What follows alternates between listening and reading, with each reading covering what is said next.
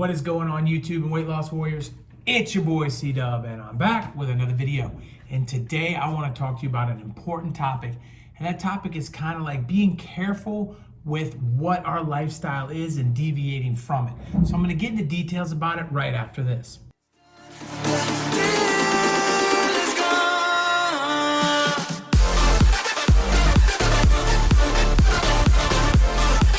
What is going on? If you're new to my channel, my name is C-Dub and I lost 125 pounds eating just one meal a day, or OMAD. Welcome to this channel. I started this channel to help you out with tips, tricks, knowledge, and ideas that I've learned along the way in my journey to help you out on your journey. Welcome. To my subscribers, my weight loss warriors, to the people that have helped me grow this channel from nothing to where it is today, I appreciate each and every one of you. You're helping me impact people's lives, and I just want to take a second to thank you for that. And with all of that out of the way, this topic is important because recently I've come across a couple of personal DM messages, and I had a channel that I subscribe to go through this situation. So I wanted to talk about it. And basically what it is when you're in a diet and you're in a situation or a lifestyle mode and you deviate from that mode, bad things tend to happen. And sometimes we don't even take it into consideration. So I wanted to warn against it and talk about exactly what I mean. So what happens is we reward ourselves with food.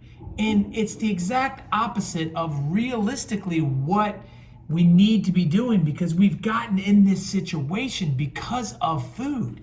And so we have to be careful tying our success to cheat meals, cheat days, vacations, long weekends, or anything in between, because it really puts us in a mindset where food becomes the reward again. And that's kind of what got us here, looking for reasons to eat. They got themselves on a diet or lifestyle change that's working for them, and then they deviate from that for whatever reason, and a lot of times it's reward based. So people will take and say, well, I've lost 50 pounds, and this is an example of it, and maybe they're doing keto and they're doing intermittent fasting, and they've lost 50 pounds, and then they say, oh, okay, well, I have a vacation coming up, and I'm not really gonna stick to the intermittent fasting for the vacation. It's vacation, I'm gonna get off of keto. I'm gonna kind of just go with the flow for a week and live my life. I've earned it. I've lost 50 pounds, I've earned this.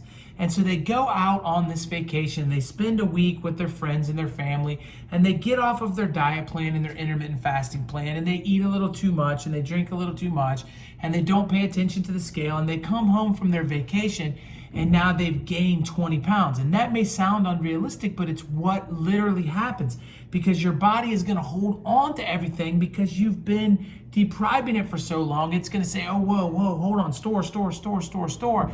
And it's not gonna allow you to ever get into fat burning mode. And you're gonna be in a situation where you've put on a bunch of weight. And then you remember how hard it is to lose 20 pounds, how many months that took you, how much grind that was. And it's super frustrating, and you're like, man, I don't know if I can do this. It was just a week. And you start to envision the future, and you start to say, well, I wasn't planning on doing this diet or intermittent fasting forever. I wasn't planning to do in this situation, and I can't really do this. And you start to get frustrated. You start to creep in self-doubt. And once that happens, now you're in trouble and you're going downhill. When if you take a minute and just say, okay, I'm gonna go on this vacation, but I'm gonna stick to my diet and I'm gonna stick to my fasting protocol, and I'm gonna do what I'm doing because that is what I'm gonna do from this day until the day they put me in the box. And you just change your opinion of your own situation, and everything else changes. I hear it all the time. People will start in this thing and say, well, I'm intermittent fasting now because I need to lose 100 pounds. But once I lose 100, I'm gonna do something different. And that's just simply not the way things generally work.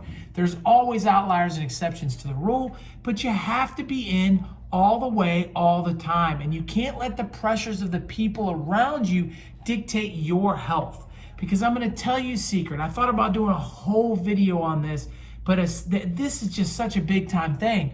Your health is your responsibility. It's not my responsibility, and it's not anyone else's responsibility. So when someone chimes in their opinions about your health, don't make that take you and say, okay, well, I'm going to eat socially with them because they think that I'm starving and I don't want them to think that I'm starving. And then you put yourself into a situation where you start to backslide again and you start to make progress the wrong direction. And I'm telling you now, once you've lost the weight, the most frustrating thing is to think I have to do this again. I'm going to tell you, losing 100 pounds, anyone can do. Losing 100 pounds twice in a row, or 100 pounds and then follow that up by a 50-pound weight gain and another 50-pound weight loss is extremely difficult. Not only is your body going to resist against the second diet, but you yourself are going to feel bad the whole time. The celebration isn't there anymore. Let me tell you, as you lose weight, you begin to get excited about it. You're like, man, I got 2 pounds this week. Yeah, I got 5 pounds. Woo! And you were pumped up and you were excited. And when you regain and then re-lose, you're not excited. You're like, man, I've already done this. I still haven't caught up to where I was when I started this, regain. I was at everything under control. What am I doing? Why did this happen? You don't celebrate the victories anymore. And when you stop celebrating the victories, that's when things can get extremely tough. So I'm cautioning you, I'm warning you right now as somebody that's sitting there that whatever you choose to do, I'm not going to dictate which intermittent fasting protocol I'm going to do. I'm not going to dictate to you which eating style you should fit into. But what I am going to say is when you figure it out and that scale starts moving down, you've got to not only constantly adjust it so that it continues to move down by eating less and moving more throughout the course of it, but once you get to your maintenance level or once you get to big goals, you can't use food as a reward to help you want to push on forward. You have to have gotten over using food, and you've got to look at food in a different way. And the only way to look at food moving forward is a source of energy, not a source of pleasure. And that is a very difficult thing for all of us to understand. And that does not mean you can't enjoy food from time to time. What it does mean, though, is if it falls outside of what you're doing to get where you're at, you need to just let it go and forget about it and find enjoyment within the bounds of what you're doing and figure out how to get that to work for you. And if you can do that, your success rates are going to increase. And keep in mind that only 2% of people are keeping the weight off.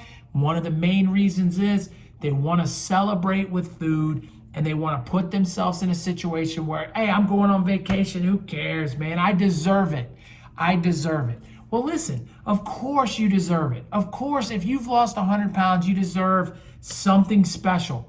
But whatever that special is cannot come from food, because if it does, you're moving back towards the path that got you in this weight loss journey to begin with, and we want to avoid that.